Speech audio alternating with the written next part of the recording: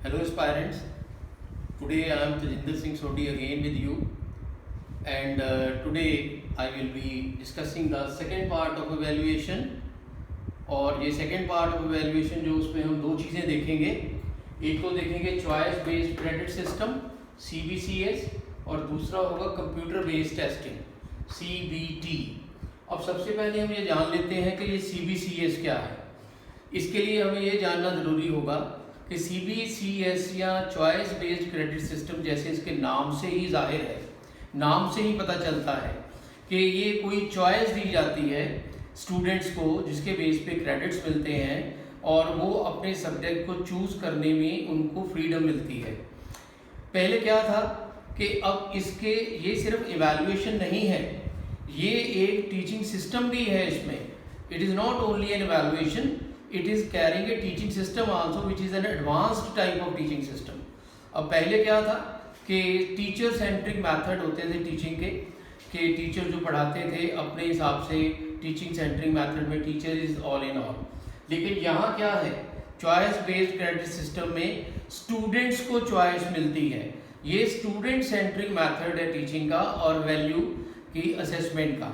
अब इसमें क्या है कि जैसे स्टूडेंट ने कोई कोर्स ज्वाइन करना है, बेसिकली 3 कोर्स होते हैं। कोर सिस्टम होता है, कोर कोर्स, एक इलेक्टिव होता है और एक फंडामेंटल होता है। अब तीनों के अलग अलग सब्जेक्ट हैं। जैसे कोर कोर्स है, कोर कोर्स में जो बेसिक सब्जेक्ट आएंगे जो ज़रूरी होते हैं किसी भी डिग्री या डिप्लोमा या सर्टिफिकेट के लिए, लैंग्वेज हो गए, हिस्ट्री हो गई, सोशल साइंस हो गई, कोई भी इकोनॉमिक्स है, पॉलिटिकल साइंस है या साइंस की थ्योरी है, ये कोर बेस पे कोर कोर्स में ही आते हैं। अब फंडामेंटल और इलेक्टिव जो हैं, अब इलेक्टिव में जैसे अब कोई फंडामेंटल में इलेक्टिव में स्किल बेस्ड कोर्सेज आ गए, जैसे कोई रेफ्रिजरेशन का कोर्स है, कोई कारपेंट्री का कोर्स है या कोई और इस तरह का कोई कोर्स है जिसमें से कोई स्किल बेस्ड कोर्सेज होते हैं जिसको सीख के बंदा स्किल्ड बन जाता है। इसके बाद फंडामेंटल कोर्सेज में वैल्यू बेस्ड डिफरेंट वैल्यूज उसमें होती हैं, social values, ethical values, then cultural values, then economic values. तो ये जो वैल्यूज हैं, ये जो हमारा सोसाइटी में हमारा बिहेवियर किस तरह का होगा उससे रिलेटेड जो सब्जेक्ट है ये उसमें आते हैं। पहले क्या होता था कि कोर कोर्स के जो सब्जेक्ट है उनमें से कॉम्बिनेशन ली जा सकती है, या फंडामेंटल वाले में से कुछ ली जा सकती थी, या इलेक्टिव वाले में कुछ ली जा सकती थी।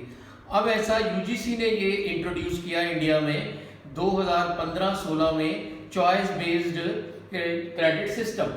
इसका मतलब ये है कि जो स्टूडेंट्स हैं वो एक कोर का सब्जेक्ट ले लें, एक इलेक्टिव का ले लें या फंडामेंटल और इलेक्टिव का ले लें। मतलब जैसे किसी ने इकोनॉमिक्स ली है उसके साथ वो कारपेंट्री का सब्जेक्ट साथ रख ले। मतलब इसमें स्टूडेंट की कन्वीनियंस के हिसाब से, यानी कि ये बहुत देर से ये एक डिमांड भी रही है और इस पर एजुकेशन की पॉलिसी में काफ़ी एम्फेसाइज भी किया गया है कि वोकेशनल कोर्सेज शुरू किए जाएं, स्किल बेस्ड कोर्सेज शुरू किए जाएं। इसलिए जो स्टूडेंट कन्वेंशनल सब्जेक्ट लेता है, कोर सब्जेक्ट लेता है, तो उसके साथ उसको ये फ्रीडम मिल गई कि वो स्किल बेस्ड सॉफ्ट स्किल्स जो होती हैं जैसे बताया अभी, उसके बेस पे भी सब्जेक्ट ले सकता है ताकि स्किल कोई उसको जो है वो उसको हासिल हो जाए।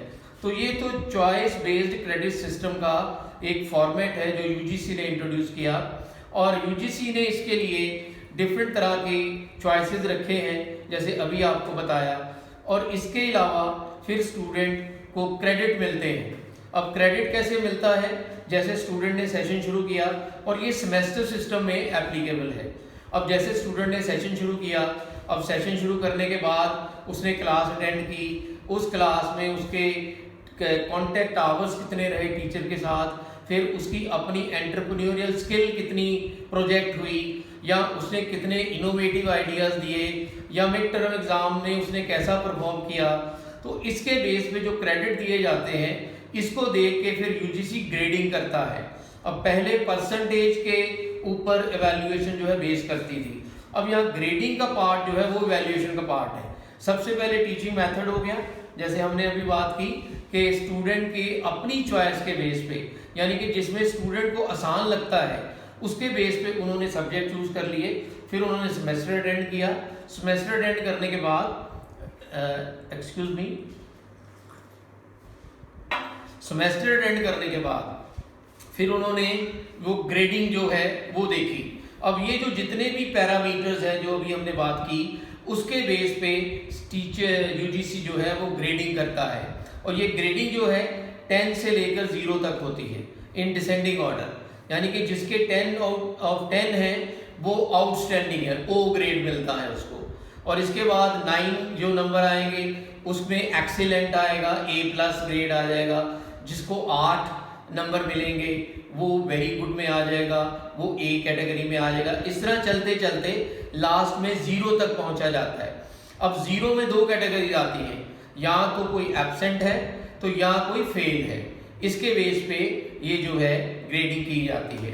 तो चॉइस बेस्ड क्रेडिट सिस्टम जो है उसमें 3 कॉन्सेप्ट जो है या 3 कॉन्सेप्ट को लेके ग्रेडिंग की जाती है, lectures, tutorials and practical. Student ने कितने लेक्चर अटेंड किए, स्टूडेंट ने ट्यूटोरियल में उसका बिहेवियर कैसा रहा, उसने फीडबैक दिया कि नहीं दिया, या टीचर के साथ उसकी इंटरेक्शन कैसी रही है, और इसके बाद प्रैक्टिकल में उसकी क्या परफॉर्मेंस रही है। इनमें से किसी 2 को लेके भी ग्रेडिंग दी जा सकती है। तो क्रेडिट जो है वो उसको मिलता है स्टूडेंट को, वो इन चॉइस के बेस पे मिलता है, और ये बहुत इम्प्रूव्ड मेथड है टीचिंग का भी और इवैल्यूएशन का भी। इससे अब इसके फायदे देखिए। अब जो चॉइस बेस्ड क्रेडिट सिस्टम है, सबसे पहला फायदा इसका ये है कि स्टूडेंट जो है उसकी चॉइस के बेस पे उनको सब्जेक्ट दिए जाते हैं, ये सबसे बड़ा फायदा है। इसके अलावा और भी इसके काफ़ी फायदे हैं। इस सिस्टम ने एक परसेंटेज या कन्वेंशनल टाइप का जो सिस्टम था उसको दूर कर दिया, उसकी बजाय ग्रेडिंग आ गई। और इसमें क्या है कि जो क्रेडिट मिलते हैं वो क्रेडिट स्टूडेंट जो है वो कहीं ट्रांसफ़र भी कर सकता है। ट्रांसफ़र का मतलब है कि अगर यूनिवर्सिटी में एक में स्टूडेंट पढ़ रहा है, उसको कुछ क्रेडिट मिले हैं और वो बीच में यूनिवर्सिटी चेंज कर देता है या कॉलेज चेंज कर देता है, तो उसका वो क्रेडिट उधर ट्रांसफ़र हो जाएगा। इसके अलावा इसकी क्रेडिट कंपनसेशन भी है कि कोई स्टूडेंट जो है अगर बीमार हो गया या किसी जेन्युइन वजह के कारण वो एब्सेंट हुआ, तो उसके वो क्रेडिट कंपनसेट कर दिए जाते हैं। तो ये जो एक बेनिफिट है, ये काफ़ी ज़्यादा स्टूडेंट की सहूलियत होगी। इससे स्टूडेंट को काफ़ी ज़्यादा आसान हो गया अच्छे मार्क्स लेना, और स्किल्ड एक तरह से स्किल्ड जो है मैन पावर के तौर पे भी वो आते हैं। और एक इसका ये भी फ़ायदा है कि एम्प्लॉयमेंट जनरेट होती है इससे। अब देखिए आज जो दुनिया में कितनी बड़ी बड़ी ऑर्गेनाइजेशंस हैं, इंडस्ट्रीज़ हैं, और कितने कितने बड़े हाउसेज हैं जिनको स्किल्ड वर्कर चाहिए, और साथ में स्किल्ड मैन पावर के साथ एडमिनिस्ट्रेटिव क्वालिटीज़ भी जिनमें हो। तो अब ये स्टूडेंट जो अपने चॉइस के हिसाब से, फॉर एग्जांपल किसी ने कॉमर्स ले लिया, उसके साथ उन्होंने कोई स्किल बेस्ड टॉपिक ले लिया, तो वो एडमिनिस्ट्रेशन में भी उसको महारत हासिल हो जाएगी, वो एक तरह से निपुण हो जाएगा उसमें, और इसके साथ साथ वो स्किल बेस्ड भी हो जाएगा। तो इस तरह उनको जॉब जो है, इस तरह जॉब जनरेट होती है। जब कंपनियां ये देखती हैं कि ये इस तरह के स्टूडेंट हमें मिल रहे हैं या मैन पावर मिल रही है, तो फिर वो एम्प्लॉयमेंट भी जनरेट होती है। तो ये भी इसका एक बहुत बड़ा फ़ायदा है। हाँ, इसका कुछ थोड़ा बहुत नुकसान भी है। नुकसान तो बहुत इतना सा ही है कि अभी CBCS सिस्टम को पूरी तरह से ट्रेन नहीं किया गया लोगों को इसको अप्लाई करने के लिए। दूसरा इसका ये है कि जो टीचर हैं वो, जैसे एक क्लास है जिसमें स्टूडेंट ने इकोनॉमिक्स भी रखी हुई है और इसने कुछ स्किल बेस्ड एक सब्जेक्ट भी रखा हुआ है, तो उनके टीचर अलग अलग होते हैं। अब इकोनॉमिक्स वाले स्टूडेंट का सिलेबस की जो लेंथ है या एक्सटेंट है कुछ और होगा, और जो दूसरा टीचर है उसकी एक्सटेंट कुछ और होगी सिलेबस की।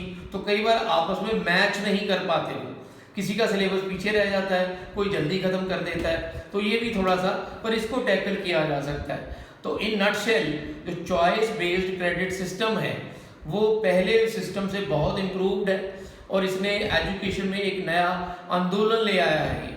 और जो स्टूडेंट हैं वो अपने आप को काफ़ी कन्वीनियंट फील करते हैं, क्योंकि ये पूरे का पूरा स्टूडेंट बेस्ड या स्टूडेंट सेंट्रिक मेथड है, टीचिंग का भी और इवैल्यूएशन का भी। तो इससे स्टूडेंट जो है वो काफ़ी ज़्यादा उनको फ़ायदा हुआ है।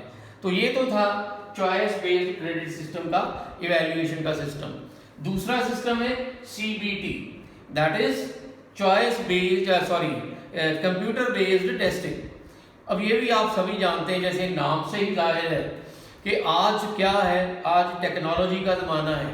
पहले क्या होता था, पहले जो कन्वेंशनल टाइप की इवैल्यूएशन होती थी, जो पेपर पे होती थी, मैनुअल होती थी, उसमें कई तरह के लूप होल रह जाते थे, कई तरह की कमियां रह जाती थी, जिसकी वजह से स्टूडेंट्स को उनका प्रॉपर क्रेडिट नहीं मिलता था, प्रॉपर मार्क्स नहीं मिलते थे। तो इसलिए अब ये सिस्टम इंट्रोड्यूस किया गया है, CBT सिस्टम। इसमें पेपरलेस इवैल्यूएशन है।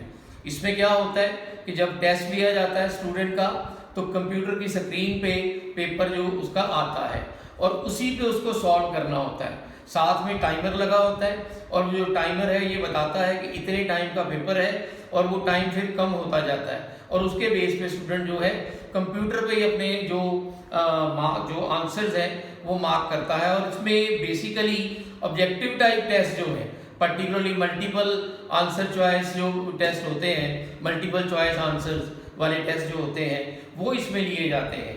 और इसमें आज इसके सिस्टम के आने से काफ़ी फ़ायदा हो गया है। क्या फ़ायदा हुआ, एक तो रिज़ल्ट एक्यूरेट हो गए, रिज़ल्ट जो है वो पूरे अच्छी तरह से स्टूडेंट जो हैं उनको मिल जाते हैं, जो वो डिज़र्व करते हैं उनको मिलता है। इसके अलावा फास्ट, अब जो मैनुअल इवैल्यूएशन होती थी तब कई रीज़न की वजह से रिज़ल्ट डिले हो जाते थे, मैनुअल इवैल्यूएशन में एरर आ जाते थे, उसके बाद उसको दूर किया जाता था, कई बार करप्शन का एलिमेंट भी उसमें आ जाता था, कोई ट्रांसपेरेंसी नहीं थी। लेकिन इसमें पूरी ट्रांसपेरेंसी है, इसमें कोई करप्शन का स्कोप नहीं है, इसमें कोई गलत मार्किंग का, अंडर मार्किंग का या ओवर मार्किंग का कोई स्कोप नहीं है। इसलिए ये मेथड जो है काफ़ी इम्प्रूव्ड है। और इसके अलावा ये शेड्यूल बेस्ड टेस्टिंग होती है इसमें, यानी कि एक शेड्यूल दे दिया जाता है, जैसे एक ही टेस्ट है उसको एक दिन में नहीं लिया जाएगा या एक शिफ्ट में नहीं लिया जाएगा। जैसे आप जानते ही हैं NTA जो है वो UGC नेट का जो एग्ज़ाम कंडक्ट करती है कंप्यूटर बेस्ड टेस्टिंग के थ्रू, तो वो जो है एक वीक का शेड्यूल देती है और 2 शिफ्टें होती हैं उसमें। इससे स्टूडेंट को भी फ़ायदा होता है कि उसको थोड़ा सा एक ईजी फील होता है कि मैं थोड़ा रिलैक्स फील करता है, उसमें बर्डन इतना नहीं रहता, उसको पहले पता होता है कि मेरा टेस्ट जो है इस तारीख को है, इसलिए वो थोड़ी तैयारी भी उसको रिवाइज भी कर सकता है। तो ये जो एक फ्लेक्सिबिलिटी है ये उस कन्वेंशनल इवैल्यूएशन में नहीं थी, इसलिए आज ये टेस्ट जो है ये काफ़ी कामयाब है।